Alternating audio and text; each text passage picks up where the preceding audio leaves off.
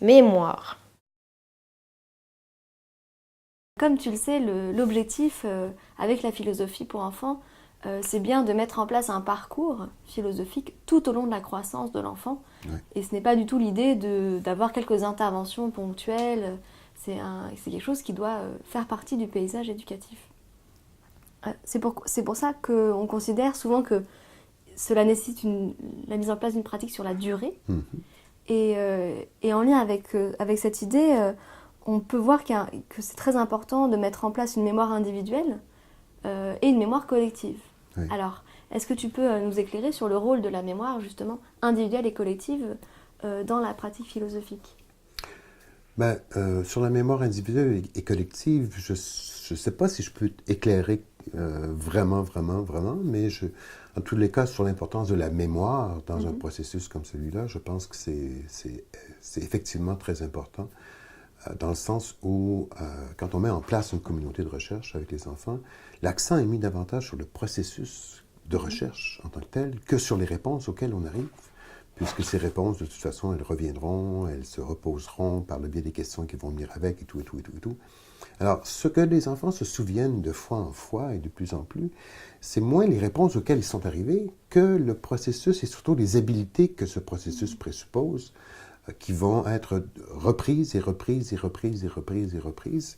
Et si bien que ce dont ils se souviennent, bien sûr, ce sont parfois des réponses qu'ils se sont données à propos de l'amitié, de la justice, de la bonté. Ah, la semaine dernière, on s'est dit que la justice, c'était telle chose et telle chose. Mais c'est davantage le... Ouais, mais là, ça serait important qu'on prenne en considération les conséquences qui sont en jeu ici. Ouais, mais là, ça serait important qu'on regarde s'il n'y a pas des présupposés qui tiennent la route ou qui ne tiennent pas la route. Est-ce qu'on ne pourrait pas avoir un exemple? Donc ils se souviennent davantage des actes qu'ils ont accomplis avec leurs pensées, Oui, comme avoir réussi à dégager des conséquences, des choses comme ça, que voilà. des contenus. Que des contenus en particulier, parce que rappelons-nous que pour Lippmann et Sharp, qui viennent du courant qu'on appelle le pragmatisme en philosophie, la philosophie n'est pas vue comme une doctrine à transmettre ou à étudier en particulier, que comme une instrumentation permettant la formation de la pensée. Et donc, on met beaucoup d'accent sur cet aspect-là, par le biais notamment des habiletés de pensée et aussi des dispositions à développer pour qu'on puisse dialoguer ensemble.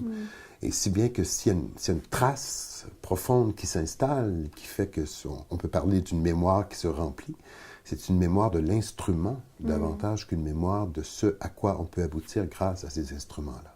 C'est une mémoire formative quelque part, formative de la pensée, grâce à des habitudes qui sont intégrées, répétées, intériorisées en fait. C'est une intériorisation, j'ai l'impression, Ah oui, des compétences de la pensée. tout à fait, tout à fait. Le mot est juste, une intériorisation des compétences de la pensée, en passant par les habiletés, touchant toutes les formes de raisonnement qui peuvent intervenir dans le cadre d'une démarche philosophique, et je le répète, touchant aussi toutes les formes de dispositions dont on a besoin pour pouvoir entrer dans un dialogue qui soit véritablement celui qui est en jeu dans une communauté de recherche, c'est-à-dire un dialogue où l'ouverture d'esprit est présente, où la coopération est présente, où l'écoute est présente.